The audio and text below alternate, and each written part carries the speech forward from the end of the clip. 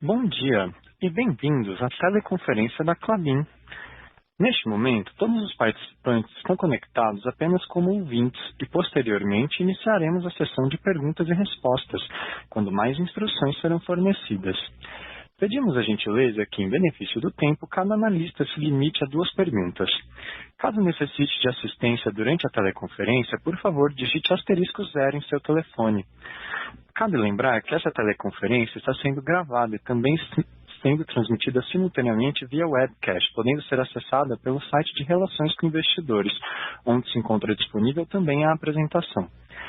Eventuais declarações realizadas durante essa teleconferência relativas às perspectivas de negócios da companhia, projeções, metas operacionais e financeiras relativas ao seu potencial de crescimento, constituem-se em meras previsões baseadas nas expectativas da administração em relação ao futuro da Klabin.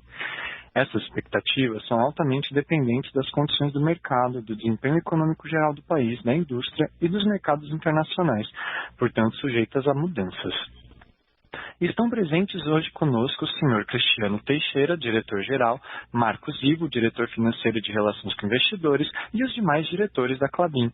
Inicialmente, o Sr. Cristiano e o Sr. Ivo farão comentários sobre o desempenho da companhia no segundo trimestre de 2021. A seguir, os diretores responderão às perguntas que eventualmente sejam formuladas. Gostaria agora de passar a palavra ao Sr. Cristiano. Por favor, pode prosseguir.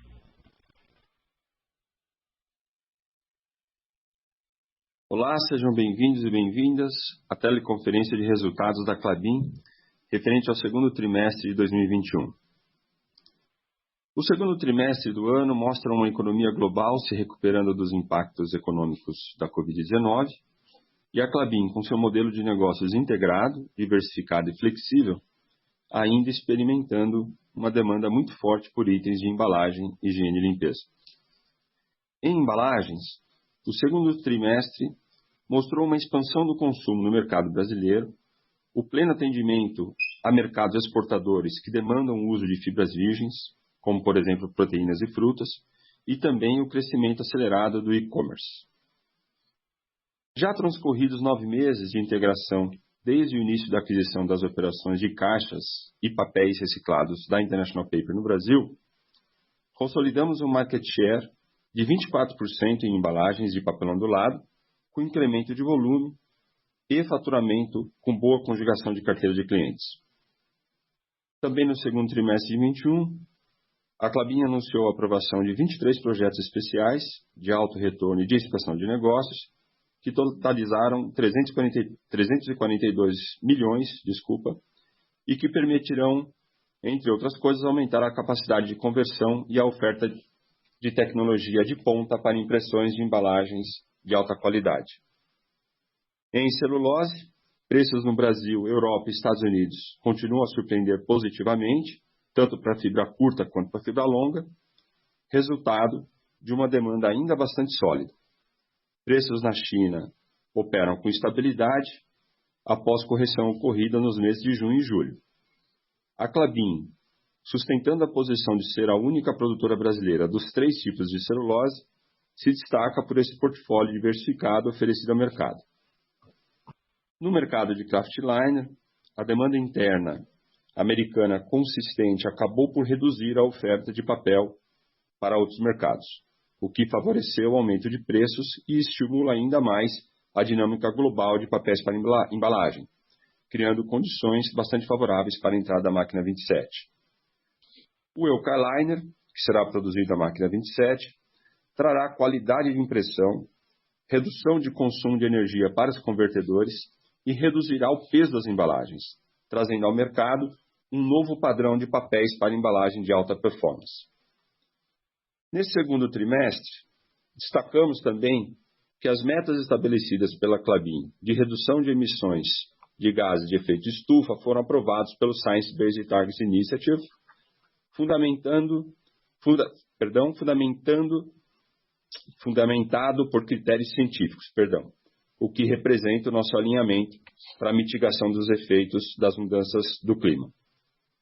Nossos resultados mostram incremento de faturamento em todos os negócios, redução de alavancagem comparado ao trimestre anterior e EBITDA ajustado, excluindo os efeitos não recorrentes do trimestre, de R$ 1,8 bilhão, aumento de 35% em relação ao mesmo período de 2020, refletindo eficiente alocação de capital, geração de caixa e criação de valor aos acionistas. Agora passo a palavra ao Marcos Ivo, que vai trazer os detalhes financeiros sobre o segundo trimestre de 2021. Obrigado, Cristiano. Bom dia a todos. Obrigado por acompanhar a nossa teleconferência. Em linha com a nossa sinalização prévia, entregamos mais um trimestre de resultados positivos, ratificando a força do modelo de negócios da Klabin e sua previsibilidade de resultados. Dentre os destaques do período, menciono receita líquida recorde para um único trimestre, que atingiu 4,1 bilhões de reais, aumento de 38% na comparação anual. Fluxo de caixa livre ajustado de 4,7 bilhões de reais nos últimos 12 meses, representando yield de 16,4%. E início da desalavancagem da companhia, mesmo antes do startup da Máquina 27, encerrando o trimestre com dívida líquida EBITDA em dólares de 3,6 vezes. Passando para a página 4, o volume de vendas cresceu 10% quando comparado ao segundo trimestre de 2020, atingindo 946 mil toneladas. Esse crescimento é explicado principalmente pelo volume de vendas oriundo dos ativos adquiridos da International Paper do Brasil em outubro de 2020. O crescimento na receita líquida em todas as linhas de negócios na comparação anual, a despeito de algumas pressões de custos, impulsionou o EBITDA ajustado, que atingiu 1 bilhão 798 milhões de reais, recorde para um único trimestre, com crescimento de 35% em relação ao segundo trimestre de 2020. Deste total, 992 milhões de reais se refere ao segmento de celulose e 806 milhões de reais ao segmento de papéis e embalagens. No slide seguinte, entre os destaques dos negócios, o volume de vendas de celulose foi de 399 mil toneladas no período, aumento de 5% na comparação anual. A receita líquida deste negócio atingiu 1,5 bilhão de reais no período, expressivo crescimento de 48% na mesma comparação. O EBITDA por tonelada de celulose vendida atingiu R$ 2.489 neste trimestre, aumento de 63% em relação ao mesmo período de 2020. Na página 6, outro destaque do trimestre foi o desempenho do negócio de papelão ondulado. O volume de vendas deste segmento cresceu 62% na comparação anual. Excluindo o efeito da compra dos ativos da IP no Brasil, o crescimento foi de 19%, 2 pontos percentuais acima da Embapel, antiga BPO, na mesma comparação. A receita líquida de papelão ondulado atingiu 1,1 bilhão de reais no trimestre, aumento de 108% em relação ao segundo trimestre de 2020. Excluindo o efeito dos ativos da IP, esse crescimento foi de 51%, alavancado pelos aumentos de preços realizados nos últimos meses. Passando à página 7, ao final de junho a dívida líquida da Klabin era de 18,8 bilhões de reais, redução de 3 bilhões versus o trimestre imediatamente anterior. Essa redução é explicada substancialmente pela apreciação da moeda brasileira contra o dólar, que afeta a marcação da dívida em dólar, e também pela geração de caixa do período. A alavancagem medida pelo indicador dívida líquida sobre EBITDA em dólares caiu de 4 vezes ao final de março para 3,6 vezes em junho, iniciando a desalavancagem da companhia antes mesmo do startup da primeira fase do Puma II. Avançando para o próximo slide, a liquidez da Klabin permanece robusta e encerrou o trimestre em 10,8 bilhões de reais. Essa liquidez é formada por 8,2 bilhões de reais em caixa e o restante em linha de crédito rotativo. A média dos vencimentos de dívida entre os anos de 2021 a 2023, período ainda de construção do projeto Puma II é de aproximadamente 1,1 bilhão de reais por ano, patamar confortável para a companhia. O prazo médio de vencimento da dívida ao final de junho de 2021 era de 110 meses, aproximadamente 9 anos, versus 116 meses ao final de 2020. Lembro também que a Klabin possui financiamentos contratados e ainda não sacados, em montante equivalente ao CAPEX que será desembolsado até a conclusão do projeto Puma II, conforme detalhado no release de resultados. Indo para a página 9, o fluxo de caixa livre ajustado, que desconsidera fatores discricionários e projetos de expansão, foi positivo em 1,5 bilhão de reais no trimestre. Além do forte EBITDA, esse resultado foi impulsionado pela redução de 328 milhões de reais no capital de giro. Nos últimos 12 meses, o fluxo de caixa livre ajustado foi de 4,7 bilhões de reais, representando um free cash flow yield de 16,4%. Passando ao slide 10, o ROIC atingiu 18,7% nos últimos 12 meses, mostrando a capacidade da companhia de crescimento com geração de valor. Destaco a forte geração de caixa operacional e também a redução no capital empregado neste período, explicado principalmente pela liberação de capital de giro. No slide 11, a primeira etapa do projeto Puma II está em fase final de comissionamento e testes pré-operacionais, com início de produção previsto para a segunda quinzena deste mês, conforme fato relevante publicado no último dia 5. Desde o início do projeto, foram desembolsados 6,5 bilhões de reais, dos quais 700 milhões de reais referem-se ao segundo trimestre de 2021. Para o segundo semestre deste ano, estimamos um desembolso em torno de 2 bilhões de reais para o projeto.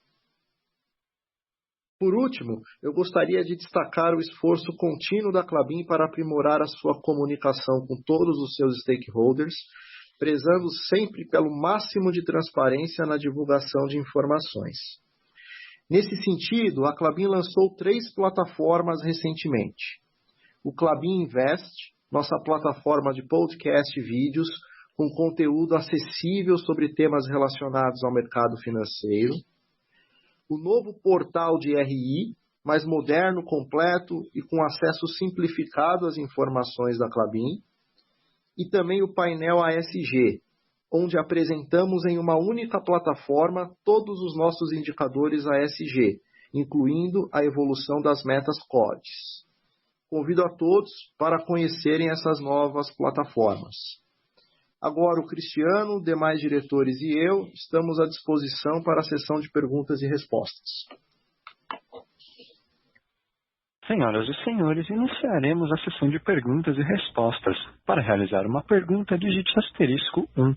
Para retirar sua pergunta da fila, digite *2. A nossa primeira pergunta vem de Rafael Barcelos, do Banco Santander. Por favor, Rafael, pode prosseguir. Bom dia a todos e parabéns pelos resultados. Primeiramente, eu queria que, se possível, vocês comentassem um pouco o potencial impacto de um estresse hídrico nas operações da Klabin, quais são os riscos que vocês veem no momento, sobretudo no estado do Paraná, onde vimos aí recentemente que o estado decretou emergência hídrica. E a minha segunda pergunta seria sobre o Puma II. Vocês poderiam dar mais detalhes sobre esse adiamento do startup da primeira máquina?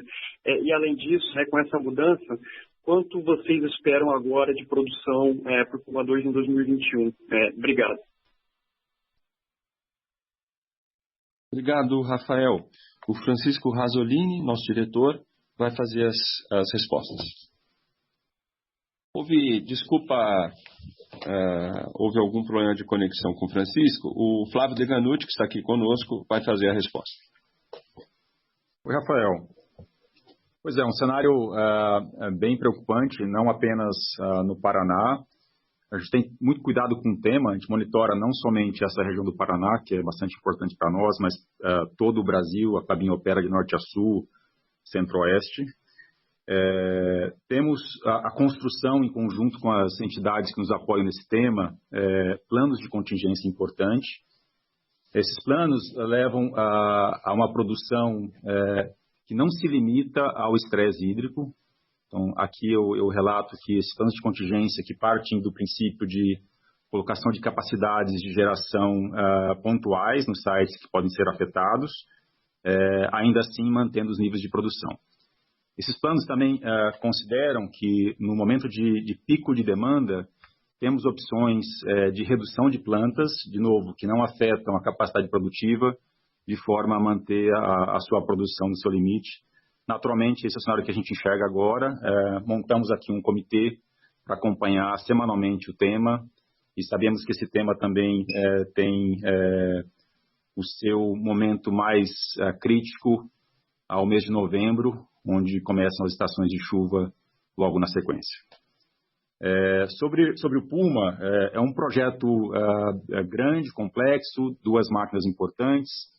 A fábrica está bastante avançada, lembrando que o contexto é de pandemia e, portanto, aqui a gente tem muita segurança em fazer os testes, com todo cuidado, com profissionais de vários locais do Brasil e do mundo.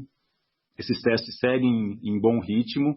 Estamos agora muito próximos realmente de iniciar essa produção e o impacto é imaterial até o atual momento, durante a segunda quinzena de agosto.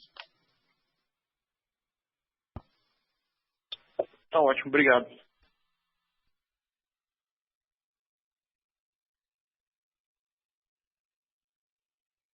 A nossa próxima pergunta, em inglês, vem de George Staphos, do Bank of America. Por favor, George, pode prosseguir. Thank you for taking my question, and good morning, everybody. I wanted to ask a question on the Puma 2 PM27 startup. Could you give us your best estimate as to when you would be running at nameplate capacity and when the machine should be generating EBITDA per ton equal to or greater than average for your other containerboard machines, assuming we hold cost and pricing constant to today's level? And then I had a follow-on question.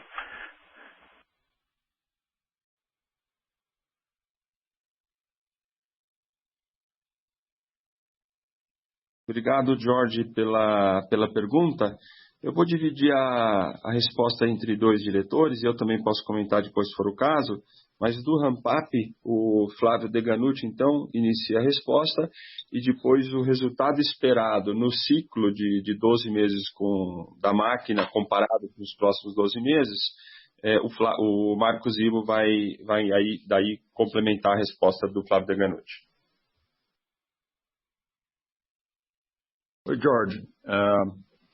Bom dia. Com essa máquina, começa a sua produção agora em agosto. Ela tem uma curva projetada, apresentada no release, e traz esse material. Naturalmente, tem uma curva de aprendizado. Portanto, a gente começa com 70% de capacidade nos primeiros meses e avança até 100% ao longo do segundo ano. Essa produção, ela, como a gente tem o Puma 2 em 2 fases, ela se beneficia, claro, do contexto do Puma 1. Então, há uma diluição de custo fixo, há o benefício do ganho de escala, mas o benefício completo e, portanto, o impacto em custo, ele vem após a implementação da fase 2 com a máquina de cartão lá em 2023. Ainda assim, de ponto de partida, já que temos uma escala importante, o custo de produção dessa máquina é equivalente aos outros sites que produzem Kraftline no grupo da Klabin. Jorge, Marcos Ivo falando, bom dia. Só complementando, acho que o Flávio já cobriu praticamente a pergunta, mas então os primeiros 12 meses e o mês 13 ao 24, a principal diferença que nós teremos é a maior diluição de custo fixo pelo próprio ramp-up da máquina 27, com aproximadamente 70% de produção nos primeiros 12 meses, e entre o mês 13 e 24, já muito próximo de 100%. E durante esse período do 13 ao 24, do 13º mês ao 24º mês, também coincide com o início da produção da máquina 28 de papel cartão. Ou seja, o que mudará significativamente é a diluição de custo fixo ao longo do tempo, sendo essa curva atingida plenamente quando tivermos aí as duas máquinas funcionando.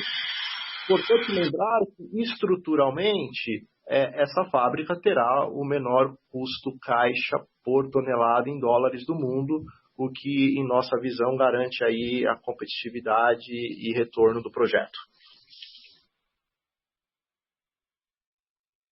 Thank you. My second question, some of your peer companies in fluff pulp have discussed the need to improve their commercial arrangements over time with their customers.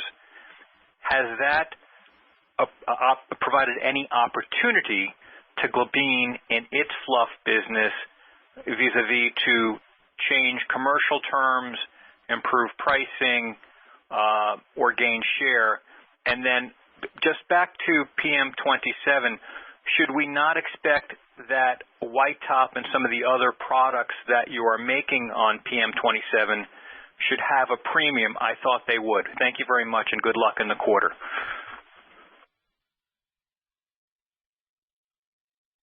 Obrigado, Jorge, pela segunda pergunta. Sim, nós também enxergamos, vamos falar um pouco sobre isso. O White Top é um produto da máquina 27, será um produto premium. Não só o White Top, como também, obviamente, o papel de baixa gramatura de base marrom. Ambos terão diferenciais importantes no mercado. Quanto à pergunta do Fluff, bastante oportuna, o Nico está aqui ao nosso lado, o Nicolino, nosso diretor de celulose, fará a resposta. Bom dia, Jorge. Obrigado pela pergunta. De fato, Jorge, o Fluff é um segmento mais nicho em comparação com as outras grades de celulose, como eucalipto e fibra longa. Existe, de fato, uma oportunidade de precificação diferenciada. Isso é resultado de contratos de maior longo prazo, se comparado com as outras fibras. Existem já algumas discussões em andamento. A gente prevê um mercado de Fluff bastante apertado, não só para esse ano aqui, assim como o ano que vem também. Então, em resposta à sua pergunta, sim, existe uma possibilidade de uma melhor diferenciação do ponto de vista de precificação desse produto.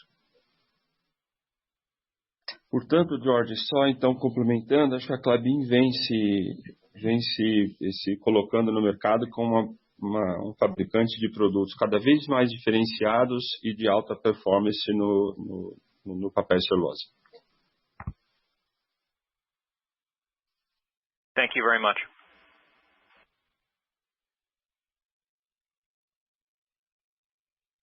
A nossa próxima pergunta vem de Daniel Sasson, do Itaú BBA. Por favor, Daniel, pode prosseguir. Oi, bom dia a todos. Obrigado pela pergunta. Na verdade, a minha primeira pergunta é um follow-up em relação ao Puma. É legal saber que você já tem 100% da produção vendida para os próximos 12 meses.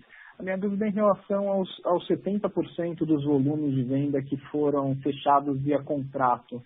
Esses contratos já têm preço definido ou é algo mais como um take or pay com preço a ser definido no momento em que o volume de fato estiver disponível? E é possível acelerar o ramp-up da máquina para, de repente, aproveitar esse momento forte de mercado de embalagens? Vocês aumentaram a integração do Kraftliner em caixas no primeiro TRI, por exemplo, né? E depois eu faço minha segunda pergunta. Obrigado. Obrigado, Sasson. Nós vamos começar então a resposta dos mercados com o Flávio. E aí, na sequência, a gente vai tentar o Francisco novamente para fazer o comentário sobre eventual tentativa de melhora no ramp-up da máquina. Oi, Sasson. Bom dia. Bom, esses contratos, eles estabelecem volumes com variabilidade, máximos e mínimos aí dentro desses volumes contratados. Alguns são de base anual, outros um pouco mais longos. E eles são indexados, né, em função do basket de indexadores que faz mais sentido para cada um dos destinos. Então, a gente tem um preço definido como ponto de partida, que é o preço do início dessas operações, mais a variação dos indicadores em função de cada destino escolhido aí e fechado com esses clientes. Então, ele flutua em função do que a gente enxerga nesse mercado. Chico, se você puder complementar sobre o ramp-up. Oi, me escuta agora, Cris? Sim, perfeito. Obrigado, a gente teve uma dificuldade aí de liberação do microfone na primeira intervenção que vocês tinham pedido. Mas comentando um pouco sobre o Puma, obrigado pela pergunta aí, Sasson, também as feitas pelo Rafael e pelo Jorge. O projeto Puma, nessa primeira fase, na máquina 27, ele já está com grande parte do seu sistema em operação, comissionado, né? Nós já entramos com toda a linha de parte de madeira, já geramos cavaco, biomassa. Esse material, inclusive, já foi a caldeira de biomassa, a caldeira já está funcionando, gerando vapor. A caldeira de recuperação também já está queimando licor. Vindo do Puma 1, nós concentramos esse licor também na evaporação, a nova evaporação do Puma 2, e esse sistema está entrando em equilíbrio. Toda a parte também de recuperação de químicos, né, a linha de calcificação, forno está liberada, está pronta para partida. Os sistemas de água em funcionamento, o tratamento de água para caldeiras também. As linhas de efluentes já estão em operação, com os tanques já trabalhando, né, já operando. Na linha de fibras, nós já fizemos todos os testes com água, o pleno aquecimento do sistema, está tudo normal. E agora nós estamos na fase final de comissionamento da própria máquina 27, que é a área mais crítica de todas, em função do grande número de malhas de controle, né? São mais de 8.000 pontos que nós temos para comissionar. Estamos avançando bastante bem. Importante mencionar que até o momento nós não encontramos nenhum problema crítico no projeto, nada no que a gente pode chamar aí do hardware, né, de todo o sistema. Agora é um tuning dos sistemas de controle, dos ajustes, e como já mencionado, até o final do mês a gente acredita que tem a produção. Pelo que nós estamos enxergando, a gente provavelmente vai ter um ramp-up algo melhor do que a gente tinha previsto inicialmente, de maneira até conservadora, quando nós fizemos os planejamentos do projeto. Mas isso depende agora do andamento das próximas semanas, né? Mas o importante é que a gente não está encontrando nenhum problema, e agora é uma questão de terminar os ajustes, os testes e entrarmos em operação. Obrigado. Legal, obrigado, Roselini. E a minha segunda pergunta é se vocês podem comparar, pelo menos de forma qualitativa, o nível de preços no mercado doméstico no final do trimestre, né? Especialmente caixas e cartão com o nível médio do trimestre, para ver se a gente pode esperar algum carrego de preços aí do que foi implementado ao longo do segundo trimestre para o terceiro trimestre. Obrigado, pessoal.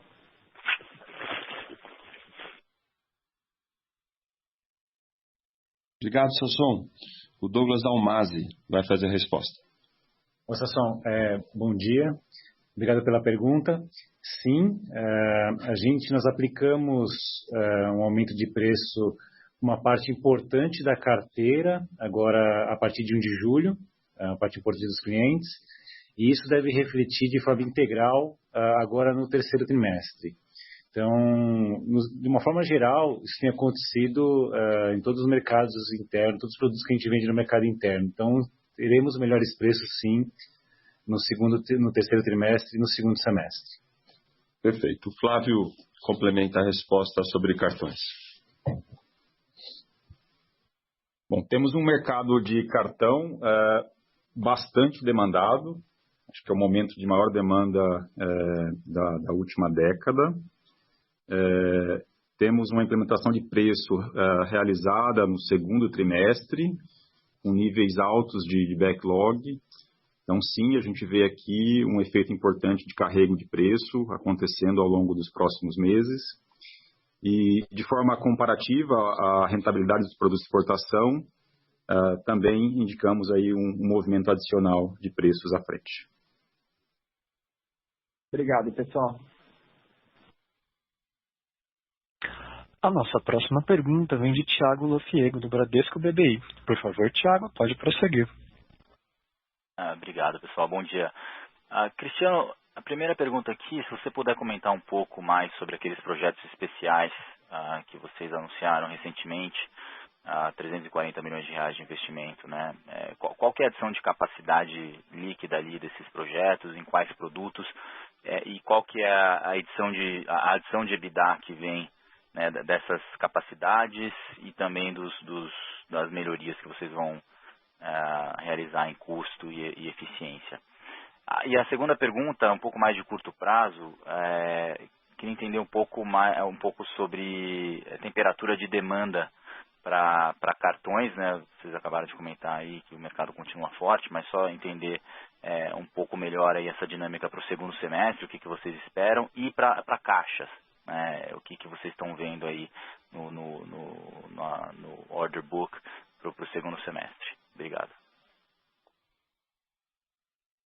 Obrigado, Thiago, pelas perguntas. Então, perfeito. Primeiro sobre os investimentos, os 342 milhões de reais.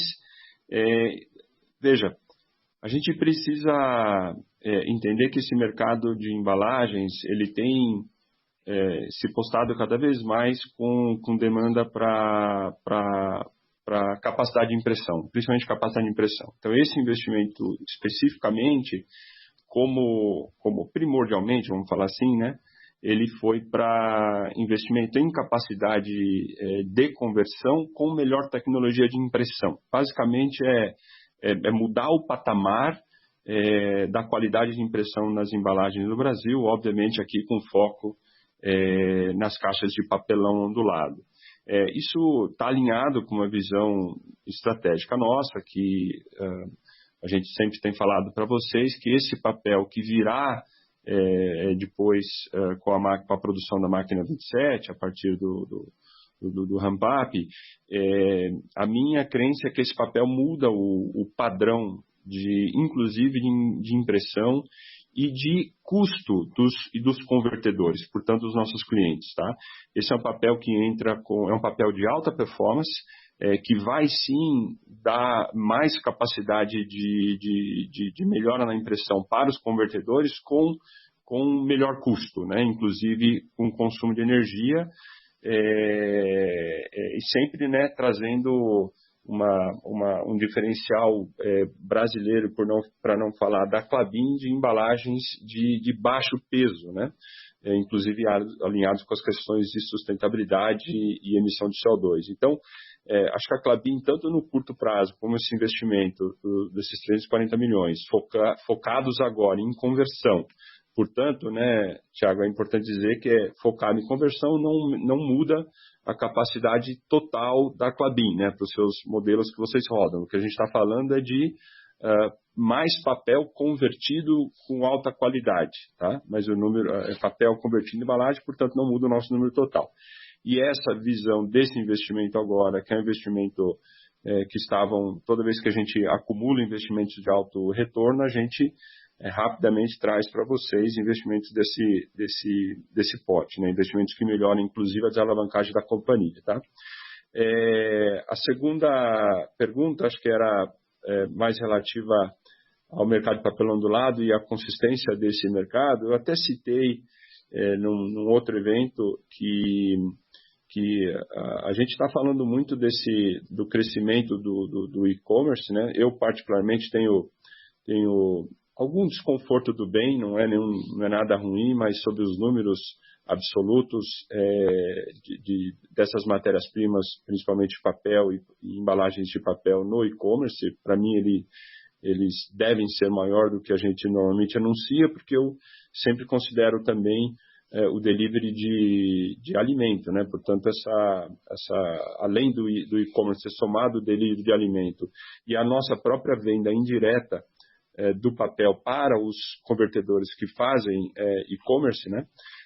Toda essa realidade, ela talvez tenha sido subestimada por todos nós em termos de volume E hoje eu já coloco como essa curva talvez esteja no início, né? Mas ela não volta mais, não tem retrocesso nos volumes de e-commerce, na minha opinião, né?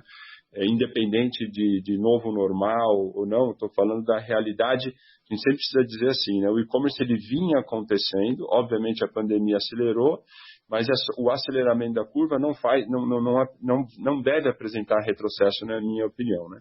Então, dado a essa circunstância dos crescimentos de e-commerce, dado a demanda por embalagens, pelo estímulo de consumo, né, e pela visão de médio prazo que deve se manter com o estímulo de consumo, associado a uma aparente melhora estrutural de investimentos na economia, etc., o que pode ou deve gerar também renda, né? Portanto, além da assistência, a gente vê ganho de renda real por emprego, né?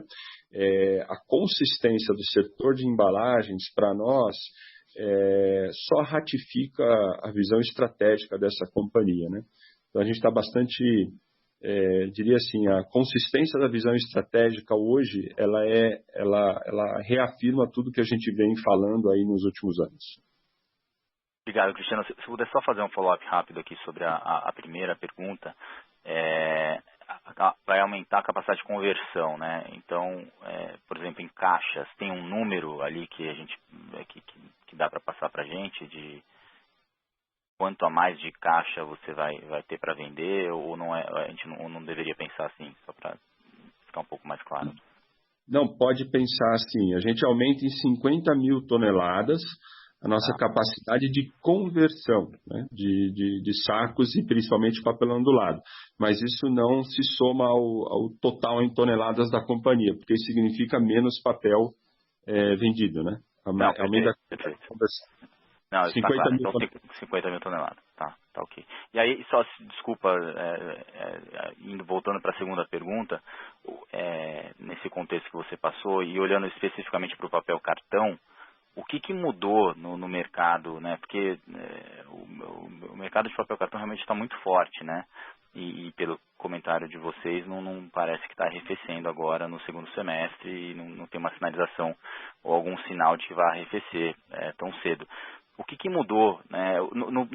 Na caixa acho que dá para entender um pouco melhor a dinâmica, mas no papel cartão, o que mudou, né, no pós-pandemia, né? Se a gente olhar agora meio de 2021 contra meio de 2019, né, pré-pandemia, o que mudou no mercado assim, de maneira tão relevante para a demanda estar nesse patamar? Então, acho que a gente precisa falar mercado de bebidas, né? Um passeio no supermercado, para quem gosta de fazer, é incrível a oferta de cervejas diferentes, embalagens diferentes, por consequência disso. Acho que a embalagem da cerveja, ela de fato, e não só no Brasil, né, trouxe uma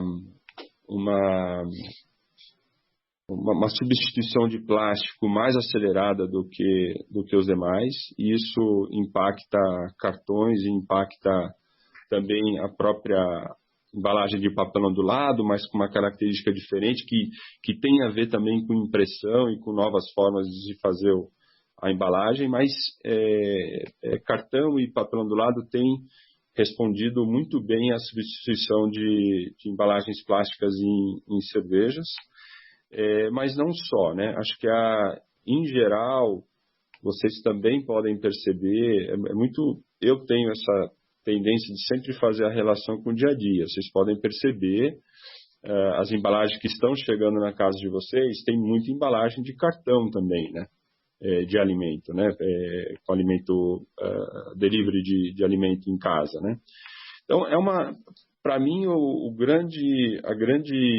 a grande resposta foi a substituição de plástico mesmo, um apelo maior de consumo e das empresas em geral, grandes marcas ou pequeno varejo ou delivery, uma demanda maior mesmo por embalagens de papel. Thiago. Entendi. Não, tá. Então parece que, de fato, permanente também, né? Uma boa parte desse bump de demanda nos últimos 18 meses. Sim, para mim é permanente. Acho que eu não vejo a médio prazo, a não ser que algo muito diferente estruturalmente fundamentalmente mudasse no mundo, mas assim, eu não vejo uma mudança na direção da visão do consumidor pelas questões de sustentabilidade, pela questão de produtos reciclados, com alta taxa de reciclabilidade, biodegradável. Enfim, acho muito difícil voltar a essa tendência, né? Acho que a tendência é aumentar. Tá claro. Obrigado, Cristiano. A nossa próxima pergunta vem de Caio Ribeiro, do Credit Suisse. Por favor, Caio, pode prosseguir. Bom dia a todos, obrigado pela oportunidade. Minha primeira pergunta seria sobre o preço de Aparas, né, que já mostrou uma queda aí forte no último mês. Eu queria ver se vocês podiam comentar se isso, na visão de vocês, já reflete, né, uma normalização da disponibilidade de Aparas no mercado, né, e se vocês esperam que esse movimento de queda, né, continue para frente. E também se isso, na visão de vocês, aí, dificultaria, né, a implementação aí de novos aumentos aí para papelão do lado. E aí, em segundo lugar, eu queria ver se vocês podiam falar sobre o ambiente de demanda de celulose na China, né, recentemente, especialmente dado que a gente está entrando aí num período de sazonalidade mais forte, e se vocês enxergam que isso pode abrir espaço aí para talvez aumentos de preço aí de celulose aí no quarto trimestre. Obrigado. Obrigado, Caio. Eu vou passar para o Douglas, então, né, o nosso diretor de embalagens, para falar um pouco da dinâmica dos preços de Aparas no Brasil, que estavam fora do lugar, né? Ele vai explicar um pouco isso. Em dólar, estavam muito altos mesmo em comparação com o mundo, né? Então, ele vai explicar um pouco dessa dinâmica para você. Obrigado pela pergunta, Caio. A gente viu no segundo trimestre, com a normalização, com a melhoria da pandemia, o mercado de Aparas estabilizar melhor e os preços caírem. Então, a gente viu os preços caírem de maneira significativa, muito próximo a R$1.000 a tonelada, R$1.100 a tonelada, os preços praticados mais ou menos hoje. O segundo semestre, a demanda de caixas é maior, né? Então a gente espera um mercado forte, as expectativas dos nossos clientes para o segundo semestre. Isso dá um repique aí nos preços da Aparas. A gente acha que deve estabilizar algo entre R$1.200 para o segundo semestre. Fazendo um link, a gente não vê impacto disso nos preços das caixas. O mercado, de uma forma geral, ele está com a oferta e demanda muito equilibrada, o que sustenta aí o carrego do aumento de preço que a gente fez no passado e o aumento novo que a gente fez agora no meio do ano. Então, a gente tem sim melhores preços aí para o segundo semestre e o preço de Aparas médio do segundo semestre em relação ao primeiro semestre bem mais baixo. Obrigado, Douglas. O Nico agora vai complementar a resposta sobre celulose. Oi, Caio, bom dia. Obrigado pela pergunta. De fato, a gente enxerga uma melhora na sazonalidade na China, a despeito de uma correção mais expressiva de preços que a gente acabou vendo no mês de julho. Agosto já se traduz num mês melhor do ponto de vista de order book. A gente enxerga já um consumo maior de celulose em comparação ao mês de julho. Então, isso é muito positivo.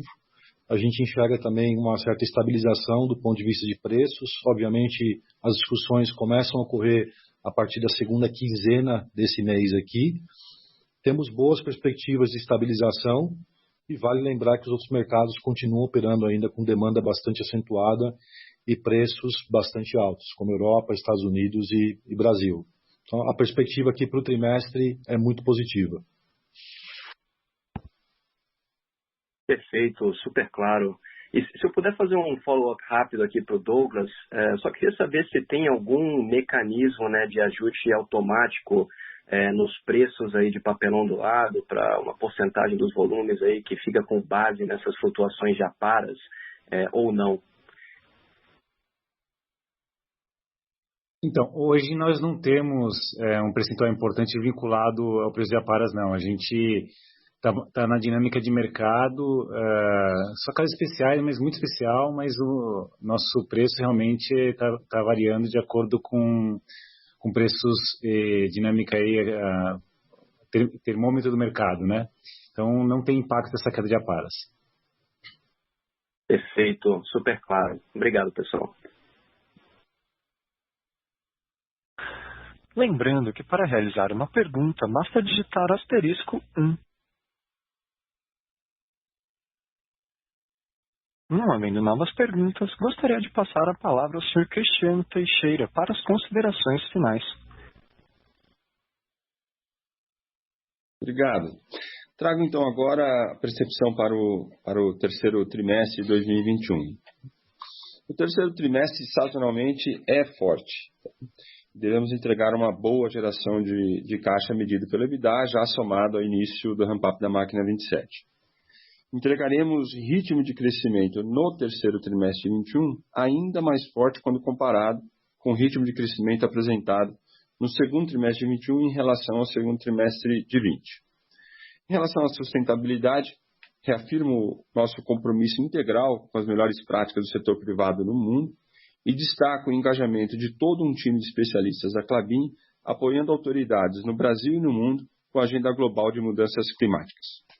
A Klabin segue persistente na sua visão de crescimento e geração de valor no longo prazo, com foco em pessoas, na inovação e no desenvolvimento sustentável. Agradeço a presença de todos e espero vocês na próxima divulgação de resultados.